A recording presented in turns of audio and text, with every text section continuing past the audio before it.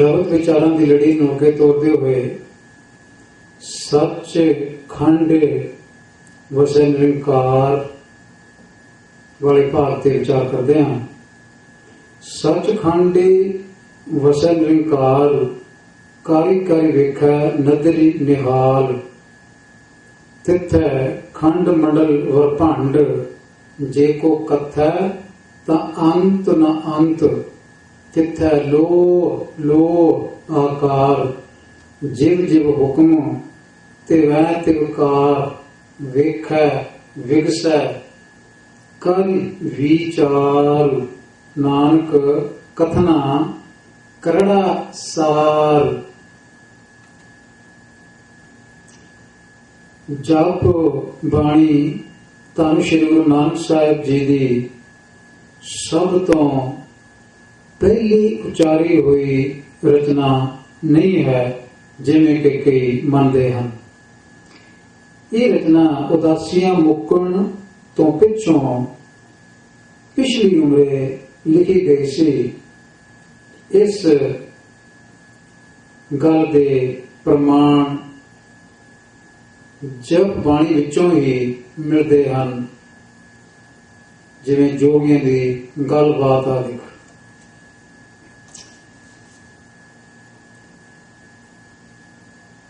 जपजी विच 5 खंडां दा बयान किया गया है। ये 5 खंड जीवन विच आत्मिक उन्नति भाव रब नाल एक मिकता प्राप्त करने लई 5 मानसिक अवस्थावां हन। आत्मिक उच्चता दे महल तक अपड़न लई ये 5 खंड जो हन 5 पड़ाव हन। ये जो 5 खंड हन उन्हां विचों पहला है धर्म खंड। मनुखा जन्म के मनोरथ नूं समझना, इस प्रति अपने फर्ज की पछाण करनी धर्म खंड वाली अवस्था है। धर्म खंड धरती उत्ते जां इस धरती तो अगे कोई बनया होया स्थान नहीं है। ज्ञान खंड धर्म खंड के फर्ज निभाउण लई जीव ज्ञान की भाल करता है। विद्या ते विचार द्वारा अकाल पुरख के वड्डे परिवार का नक्शा अपने सामने लिया है। जो पहला पदार्थों विचों आनंद नहीं मिलता सी, वो हुण ज्ञान ते समझ द्वारा मिलने लगता है। आत्मिक पैंडे की ये दूजी मंजिल है जहां अवस्था है। ज्ञान खंड इत्थे जां अगे किसी महल आदि दा ना नहीं, एक जीव की चंगी आत्मिक अवस्था की दूजी हालत है ते ज्ञान की प्राप्ति का पड़ाव है। श्रम खंड ज्ञान प्राप्ति उपरांत जीव गुरमत वाली काल कमाई करनी शुरू करता है। अमृत वेले की संभाल, बाणी का जाप, सत्संगत की प्राप्ति, गुरमुखां की संगत आदि जीव प्यार ते श्रद्धा नाल करता जाता है। यह है मेहनत वाली अवस्था, काल घालन वाली अवस्था। श्रम संस्कृत भाषा का शब्द है जिसका अर्थ है मेहनत, हार्ड वर्क। श्रम खंड किते दुनिया में नहीं बनया होया, ये स्थान नहीं है। ये एक अवस्था का नाम है जिहड़ी ज्ञान खंड तो बाद प्राप्त होती है। मेहनत वाली घालन वाली अवस्था है। अगला खंड है कर्म खंड। कर्म शब्द फारसी भाषा का है, अर्थ है बख्शिश। मेहनत वाली अवस्था विच मेहनत लई जीव अगे वधदा जावे ਡੋਲੇ ਨਾ ਤਾਂ ਜੀਵ ਮਾਲਕ ਦੀ ਮਿਹਰ ਪ੍ਰਾਪਤ ਕਰਕੇ ਕਰਮਖੰਡੀ ਬਣ ਸਕਦਾ ਹੈ। ਮਾਨਸਿਕ ਤਾਕਤ ਵੱਧ ਜਾਂਦੀ ਹੈ। ਵਿਕਾਰਾਂ ਨਾਲ ਟਾਕਰੇ ਤੇ ਜੀਵ ਹਾਰਦਾ ਨਹੀਂ। ਮਨ ਸਦਾ ਪ੍ਰਭੂ ਦੀ ਯਾਦ ਵਿੱਚ ਸੀਤਾ ਜਾਂਦਾ ਹੈ। ਜੰਮਣ ਮਰਨ ਦਾ ਡਰ ਖਤਮ ਹੋ ਜਾਂਦਾ ਹੈ। ਇਹ ਕਰਮਖੰਡ ਦੀ ਅਵਸਥਾ ਹੈ। ਧਰਤੀ ਉੱਤੇ ਕਦੇ ਵੀ ਕਿਸੇ ਨੇ ਕਰਮਖੰਡ ਨਹੀਂ ਬਣਾਇਆ, ਕਿਉਂਕਿ ਇਹ ਕੋਈ ਸਥਾਨ ਨਹੀਂ ਤੇ ਨਾ ਹੀ ਇੱਟਾਂ ਵੱਟਿਆਂ ਦਾ ਕੋਈ ਮਕਾਨ ਹੈ। ਇਹ ਮਨ ਦੀ ਉન્નਤੀ ਦੀ ਚੌਥੀ ਅਵਸਥਾ ਹੈ। ਅਗਲੀ ਅਵਸਥਾ ਦਾ ਨਾਮ ਹੈ ਸੱਚ ਖੰਡ। ਅਕਾਲ ਪੁਰਖ ਦੀ ਮਿਹਰ ਪ੍ਰਾਪਤ ਕਰਕੇ ਕਰਮਖੰਡੀ ਜੀਵ ਸੱਚਖੰਡ ਵਿੱਚ ਵਾਸਾ ਕਰਦਾ ਹੈ। ਸੱਚਖੰਡ ਦਾ ਅਰਥ ਹੈ ਸੱਚ ਵਿੱਚ ਤੇ ਖੰਡ ਵਿੱਚ। ਸੱਚ ਵਿੱਚ ਖੰਡ ਵਿੱਚ ਭਾਵ ਸੱਚ ਦੇ ਖੰਡ ਵਿੱਚ। ਇੱਥੇ ਸੰਬੰਧ ਕਾਰਕ ਨਾ ਹੋਣ ਕਰਕੇ ਸੰਬੰਧ ਕਾਰਕਾਂ ਦਾ ਕੰਮ ਸਿਹਾਰੀਆਂ ਤੋਂ ਲਿਆ ਗਿਆ ਹੈ। ਅਧਿਕਰਨ ਕਾਰਕ ਵਿੱਚ ਭਾਵ ਸੱਚ ਦੇ ਖੰਡ ਵਿੱਚ ਰੱਬ ਨਾਲ ਅਭੇਦ ਹੋਣ ਵਾਲੀ ਅਵਸਥਾ ਵਿੱਚ ਜੀਵ ਬੇਗਮਪੁਰੇ ਦਾ ਵਾਸੀ ਬਣਦਾ ਹੈ।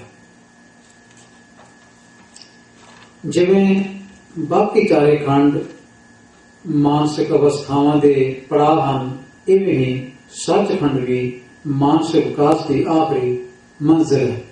ਸੱਚਖੰਡ ਵੀ ਕੋਈ ਸਥਾਨ ਨਹੀਂ, ਨਾ ਇੱਥੇ ਤੇ ਨਾ ਹੀ ਅਗਾਂਹ। ਇਹ ਵੀ ਇੱਟਾਂ ਤੇ ਸੀਮੈਂਟ ਦਾ ਬਣਿਆ ਹੋਇਆ ਕੋਈ ਮਕਾਨ ਜਾਂ ਮਹਲ ਨਹੀਂ। ਇਹ ਭਗਤ ਜਨਾਂ ਦੀ ਮਨ ਦੀ ਅਵਸਥਾ ਹੈ। ਭਗਤ ਜਨ, ਗੁਰੂ ਜਨ ਰੱਬ ਨਾਲ ਅਭੇਦ ਹੋ ਕੇ ਇਸ ਅਵਸਥਾ ਵਿੱਚ ਵਿਚਰਦੇ ਰਹੇ ਹਨ। ਇਹ ਬੇਹਮ ਪੁਰਾ ਸ਼ਹਿਰ ਕੋ ਨਾਮ, ਦੁਖ ਅੰਦੋਹ ਨਹੀਂ ਤੇ ਠਾਉ ਵਾਲੇ ਸ਼ਬਦ ਵਿੱਚ ਦੱਸੀ ਮਨ ਦੀ ਅਵਸਥਾ ਹੈ। ਸੱਚਖੰਡ ਸ਼ਬਦ ਪ੍ਰਤੀ ਅਗਿਆਨਤਾ। ਜਦੋਂ ਕੋਈ ਅਕਾਲ ਚਲਾਣਾ ਕਰਦਾ ਹੈ ਤਾਂ ਕਈ ਕਹਿੰਦੇ ਸੁਣਦੇ ਹਨ ਕਿ ਉਹ ਸੱਚਖੰਡ ਨੂੰ ਚਲਾ ਗਿਆ। ਇਹ ਕਹਿਣਾ ਯੋਗ ਨਹੀਂ। ਅੱਗੇ ਕਿਤੇ ਕੋਈ ਸੱਚਖੰਡ ਨਹੀਂ। ਸ਼ਬਦ ਦੇ ਠੀਕ ਅਰਥ ਨਾ ਸਮਝਣ ਕਰਕੇ ਕਈ ਧਰਮ ਸਥਾਨਾਂ ਦੇ ਨਾਵਾਂ ਨਾਲ ਵੀ ਸੱਚਖੰਡ ਸ਼ਬਦ ਜੋੜ ਦਿੱਤਾ ਗਿਆ ਹੈ। ਕਿਸੇ ਕਮਰੇ ਦਾ ਨਾਂ ਜਾਂ ਮਹਲ ਦਾ ਨਾਂ ਜਾਂ ਇਮਾਰਤ ਦਾ ਨਾਂ ਸੱਚਖੰਡ ਨਹੀਂ ਹੋ ਸਕਦਾ। ਸੱਚਖੰਡ ਦਾ ਮਨ ਦੀ ਅਵਸਥਾ ਹੈ ਜਿਸ ਵਿੱਚ ਭਗਤ ਜਨ, ਗੁਰੂ ਜਨ ਰੱਬ ਨਾਲ ਇੱਕਮਿਕ ਹੋ ਕੇ ਵਿਚਰਦੇ ਰਹੇ ਹਨ। ਮਰਨ ਤੋਂ ਪਿੱਛੋਂ ਸੱਚਖੰਡ ਦੀ ਪ੍ਰਾਪਤੀ ਨਹੀਂ ਹੋ ਸਕਦੀ, ਅਸੰਭਵ ਹੈ। ਇਹ ਤਾਂ ਜਿਉਂਦਿਆਂ ਨੂੰ ਨਸੀਬ ਹੋ ਸਕਦੀ ਹੈ। ਜਿਉਂਦੇ ਹੀ ਮਿਹਨਤ ਕਰਦੇ ਕਰਦੇ ਇਸ ਪੜਾਅ ਤੱਕ ਪਹੁੰਚ ਸਕਦੇ ਹਨ। ਸ਼ਬਦ ਸੱਚਖੰਡ ਵਸੈ ਨਿਰੰਕਾਰ, ਕਈ ਕਈ ਵੇਖੈ ਨਦਰੀ ਨਿਹਾਲ। ਸੱਚਖੰਡ ਵਾਲੀ ਅਵਸਥਾ ਵਿੱਚ ਰੱਬ ਦੀ ਯਾਦ ਜੀਵ ਦੇ ਅੰਦਰ ਟਿਕ ਜਾਂਦੀ ਹੈ। ਰੱਬ ਸ੍ਰਿਸ਼ਟੀ ਨੂੰ ਰਚ ਕੇ ਮਿਹਰ ਦੀ ਦ੍ਰਿਸ਼ਟੀ ਨਾਲ ਸੱਚਖੰਡੀ ਦੀ ਸੰਭਾਲ ਕਰਦਾ ਹੈ। ਤਿੱਥੈ ਖੰਡ ਮੰਡਲ ਬ੍ਰਹਮੰਡ, ਜੇ ਕੋ ਕਥ ਹੈ ਤਾਂ ਅੰਤ ਨਾ ਅੰਤ। ਸੱਚਖੰਡ ਦੀ ਅਵਸਥਾ ਵਿੱਚ ਜੀਵ ਨੂੰ ਰੱਬ ਦੇ ਬੇਅੰਤ ਪਸਾਰੇ ਦੀ ਝਲਕ ਪੈ ਚੁੱਕੀ ਹੁੰਦੀ ਹੈ। ਇਸ ਪਸਾਰੇ ਦਾ ਅੰਤ ਪਾਉਣਾ ਕਠਿਨ ਹੈ, ਅਸੰਭਵ ਹੈ।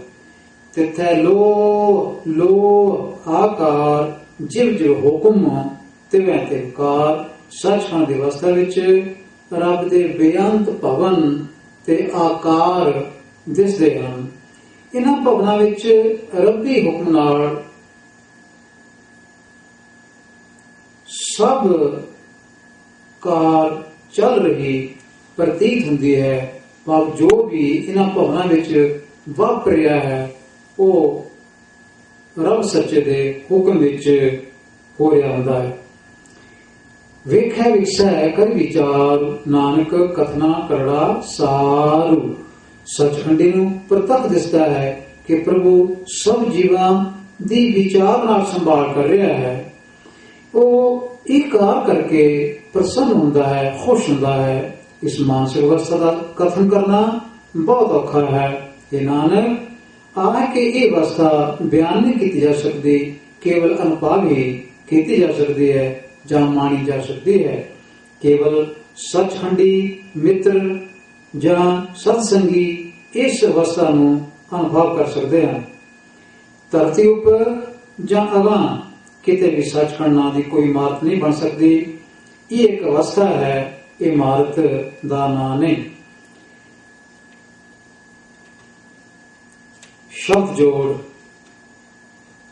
ਸੱਚਖੰਡ ਸ਼ਬਦ ਵਿੱਚ ਸਿਹਾਰੀਆਂ ਕਿਉਂ ਹਨ? ਅਖੀਰ ਵਿੱਚ 5 ਖੰਡਾਂ ਦੇ ਨਾਮਾਂ ਤੇ ਵਿਚਾਰ ਕਰੀਏ। ਧਰਮ ਖੰਡ ਕਾ ਇਹੋ ਧਰਮ, ਇਸ ਪੰਕਤੀ ਵਿੱਚ ਕਾ ਸੰਬੰਧਕ ਵਰਤਿਆ ਗਿਆ ਹੈ। ਇਸ ਕਰਕੇ ਧਰਮ ਸ਼ਬਦ ਦੇ 3 ਅੱਖਰ ਮੁਕਤਾ ਹਨ। ਖੰਡ ਸ਼ਬਦ ਵਿੱਚ ਵੀ ਖੱਖਾ ਤੇ ਡੱਡਾ ਮੁਕਤਾ ਹਨ, ਕਿਉਂਕਿ ਸੰਬੰਧਕ ਕਾ ਦੀ ਵਰਤੋਂ ਅੱਗੇ ਸਪਸ਼ਟ ਕੀਤੀ ਗਈ ਹੈ। ਗਿਆਨ ਖੰਡ ਕਾ ਆਖੋ ਕਰਮ, ਇਸ ਤੁਕ ਵਿੱਚ ਵੀ ਗਿਆਨ ਸ਼ਬਦ ਦਾ ਆਖਰੀ ਨੰਨਾ ਮੁਕਤਾ ਹੈ, ਕਿਉਂਕਿ ਸੰਬੰਧਕ ਕਾ ਹੈ। ਖੰਡ ਸ਼ਬਦ ਦਾ ਡੱਡਾ ਵੀ ਮੁਕਤਾ ਹੈ, ਕਿਉਂਕਿ ਅੱਗੇ ਕਾ ਸ਼ਬਦ ਲਿਖਿਆ ਮਿਲਦਾ ਹੈ। ਗਿਆਨ ਖੰਡ ਮਹਿ ਗਿਆਨ ਪ੍ਰਚੰਡ, ਇਸ ਤੁਕ ਵਿੱਚ ਵੀ ਸੰਬੰਧਕ ਮੰਮਾ ਹਾਇਰ ਸਿਆਰੀ ਮਹਿ ਦੀ ਵਰਤੋਂ ਕੀਤੀ ਗਈ ਹੈ, ਜਿਸ ਦਾ ਅਰਥ ਹੁੰਦਾ ਵਿੱਚ। ਇਸ ਲਈ ਗਿਆਨ ਸ਼ਬਦ ਦਾ ਨੰਨਾ ਮੁਕਤਾ ਹੈ, ਖੰਡ ਸ਼ਬਦ ਦਾ ਡੱਡਾ ਵੀ ਮੁਕਤਾ ਹੈ, ਕਿਉਂਕਿ ਸੰਬੰਧਕ ਦੀ ਵਰਤੋਂ ਕੀਤੀ ਗਈ ਹੈ। ਸ਼ਰਮ ਖੰਡ ਕੀ ਬਾਣੀ ਰੂਪ, ਇਸ ਤੋਂ ਕੋਈ ਸੰਬੰਧਕ ਹੈ ਕੀ। ਇਸ ਸੰਬੰਧਕ ਕੀ ਕਾਰਨ ਸ਼ਰਮ ਸ਼ਬਦ ਦਾ ਮੰਮਾ ਮੁਕਤਾ ਹੈ, ਖੰਡ ਸ਼ਬਦ ਦਾ ਡੱਡਾ ਵੀ ਮੁਕਤਾ ਹੈ। ਕਰਮ ਖੰਡ ਕੀ ਬਾਣੀ ਜ਼ੋਰ, ਇਸ ਤੁਕ ਵਿੱਚ ਸੰਬੰਧ ਕੀ ਹੈ। ਇਸ ਕੀ ਕਾਰਨ ਕਰਮ ਸ਼ਬਦ ਦਾ ਮੰਮਾ ਮੁਕਤਾ, ਖੰਡ ਸ਼ਬਦ ਦਾ ਡੱਡਾ ਮੁਕਤਾ ਹੈ। ਸੱਚਖੰਡੀ ਵਸੈ ਨਿਰੰਕਾਰ, ਇਸ ਤੁਕ ਵਿੱਚ ਕੋਈ ਵੀ ਸੰਬੰਧਕ ਨਹੀਂ ਹੈ। ਜਿਸ ਤਰ੍ਹਾਂ ਪਹਿਲੀਆਂ ਪੰਕਤੀਆਂ ਵਿੱਚ ਸੰਬੰਧਕ ਸਨ, ਇੱਥੇ ਕੋਈ ਸੰਬੰਧਕ ਨਹੀਂ ਹੈ। ਇਹਨਾਂ ਸੰਬੰਧਕਾਂ ਦਾ ਕੰਮ ਸਤਿਗੁਰੂ ਜੀ ਨੇ ਸਿਹਾਰੀਆਂ ਨਾਲ ਲਿਆ ਹੈ। ਸੱਚ ਖੰਡ, ਇਹ ਸਿਹਾਰੀਆਂ ਅਧਿਕਰਨ ਕਾਰਕ ਦੀਆਂ ਭਾਵ ਵਿੱਚ ਦੇ ਅਰਥ ਦੀਆਂ ਸੂਚਕ ਹਨ। ਸੱਚ ਦੇ ਖੰਡ ਵਿੱਚ, ਸੱਚ ਸੱਚ ਵਿੱਚ, ਖੰਡ ਖੰਡ ਵਿੱਚ, ਭਾਵ ਸੱਚ ਦੇ ਖੰਡ ਵਿੱਚ। ਪ੍ਰੋਫੈਸਰ ਸਾਹਿਬ ਸਿੰਘ ਜੀ ਨੇ 13 ਸਾਲਾਂ ਦੀ ਮਿਹਨਤ ਪਿੱਛੋਂ ਗੁਰਬਾਣੀ ਵਿਆਕਰਨ ਦੀ ਸੂਝ ਪ੍ਰਾਪਤ ਕੀਤੀ, ਭਾਵ ਪੁਰਾਤਨ ਲਿਖਣ ਢੰਗ ਨੂੰ ਗੁਰਬਾਣੀ ਵਿੱਚੋਂ ਖੋਜਿਆ ਤੇ ਪੁਸਤਕ ਲਿਖ ਕੇ ਸੰਤਾਂ ਦੀ ਅਰਥ ਸਮਝਣ ਦੀ ਅਗਵਾਈ ਕੀਤੀ। ਉਹਨਾਂ ਨੇ ਸੱਚ ਖੰਡ ਦੇ ਸ਼ਬਦ ਜੋੜਾਂ ਵਿੱਚ ਸੱਚ ਅਤੇ ਖੰਡ ਦੇ ਅਖੀਰਲੇ ਅੱਖਾਂ ਦੇ ਨਾਲ ਸਿਹਾਰੀਆਂ ਦੀ ਵਰਤੋਂ ਆਪਣੇ ਟੀਕੇ ਵਿੱਚ ਦਿਖਾਈ ਹੈ, ਕਿਉਂਕਿ ਇਸ ਤੁਕ ਵਿੱਚ ਕੋਈ ਵੀ ਸੰਬੰਧਕ ਨਹੀਂ ਵਰਤਿਆ ਗਿਆ ਅਤੇ ਸੰਬੰਧਕਾਂ ਦਾ ਕੰਮ ਸਿਹਾਰੀਆਂ ਤੋਂ ਲਿਆ ਗਿਆ ਹੈ।